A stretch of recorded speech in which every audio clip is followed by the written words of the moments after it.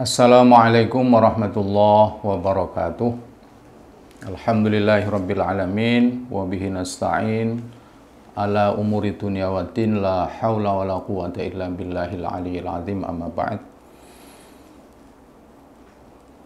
Para pemirsa Unwahas TV yang dirahmati Allah, pertama-tama marilah kita panjatkan puji syukur kehadirat Allah Subhanahu wa taala yang telah memberikan rahmat kepada kita semuanya, sehingga pada kesempatan Ramadan kali ini kita bisa berjumpa kembali lewat media Aswaja Center Unwahas. Salawat salam semoga terlimpah untuk baginda Rasulullah Muhammad Sallallahu Alaihi Wasallam yang selalu kita nanti-nantikan syafaatnya minad dunya hatal akhirah. Amin Allahumma amin.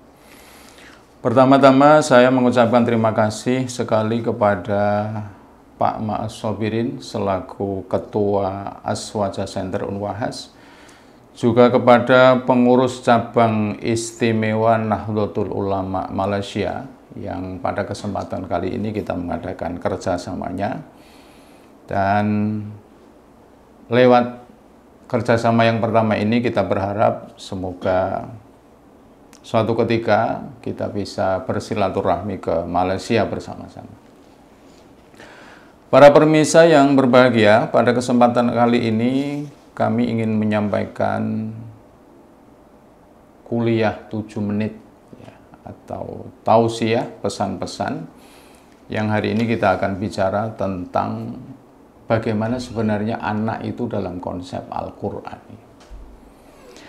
Setidaknya kita bisa menemukan 3 tema di dalam Al-Quran yang bicara tentang anak.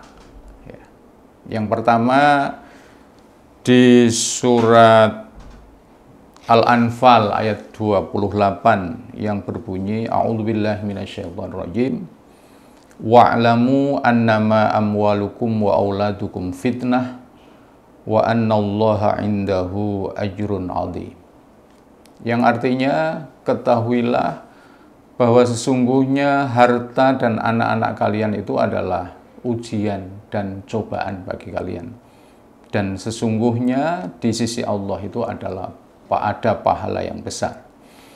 Kita bisa memaknai dari ayat ini bahwa kita diinformasikan oleh Allah ternyata orang mempunyai anak itu harus dirawat, dididik, dibesarkan dengan baik. Karena kalau sampai kemudian anak itu dibiarkan begitu saja, tanpa pendidikan, tanpa tarbiyah, tanpa arahan, maka anak itu akan bisa berpotensi menjadi fitnah, berpotensi menjadi ujian bagi orang tuanya.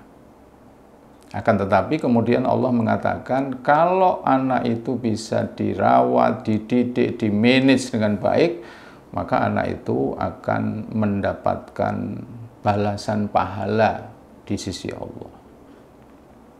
Jadi lewat ayat ini kita sebagai orang tua harus berhati-hati di dalam mendidik anak-anak kita. Yang kedua, terminologi Al-Quran memberikan pesan bahwa anak selain menjadi fitnah, anak juga bisa menjadi musuh. Nah, ini yang sangat berbahaya. Jadi anak yang dikandung oleh ibunya, dibesarkan oleh kedua orang tuanya, potensinya bisa menjadi musuh kalau tidak diarahkan dengan benar. Dan itu juga diinformasikan oleh Al-Quran. Tepatnya di surat At-Taghabun ayat 14, A'udzubillahi minasyaitonirrajim. Ya ayyuhalladzina amanu inna min azwajikum wa auladikum aduwwan lakum fahdharuhu. Wahai orang-orang yang beriman, sesungguhnya istri-istri kalian. Jadi yang punya istri ini harus hati-hati. Yang kedua, wa auladikum, dan anak-anak kalian. Yang punya anak juga harus berhati-hati. Karena potensi istri, potensi anak, lewat ayat ini, At-Taghabun ayat 14, itu bisa menjadi musuh.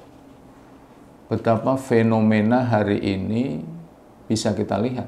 Potensi istri yang kemudian bisa berbalik menjadi musuh bagi suaminya. Sama juga anak juga bisa berpotensi menjadi musuh bagi orang tuanya. Ya, atau dalam istilah agama kita mengenal namanya uququl walidain, atau anak yang durhaka kepada kedua orang tuanya. Oleh karenanya kemudian Al-Quran berpesan fahdharuhum, maka berhati-hatilah. Istri harus diarahkan, dididik dengan baik. Demikian juga anak juga harus diarahkan, dididik dengan baik.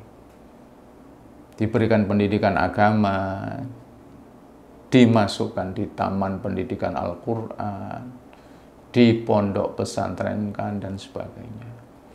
Ya, jadi ini upaya-upaya yang harus dilakukan oleh orang tua supaya anak-anak yang kita lahirkan, kemudian istri-istri yang menjadi pasangan kita, itu tidak berpotensi menjadi musuh bagi kita. Hadirin yang berbahagia, kemudian yang ketiga, ini saya kira peringatan yang luar biasa. Ya. Jadi bagaimana kemudian anak itu dalam terminologi surat Al-Furqan ayat 74, anak itu bisa menjadi qurrata a'yun. Allah berfirman, a'udzubillahi minasyaitonirrajim, walladzina yaquluna rabbana hab lana min azwajina wa dhurriyyatina qurrata a'yun waj'alna lil muttaqina imama. Dan orang-orang yang berkata, ini kalau kita sambungkan dengan ayat di belakangnya, ada doa ibadur rahman. Ya. Jadi ini adalah doa hamba-hamba Allah yang luar biasa.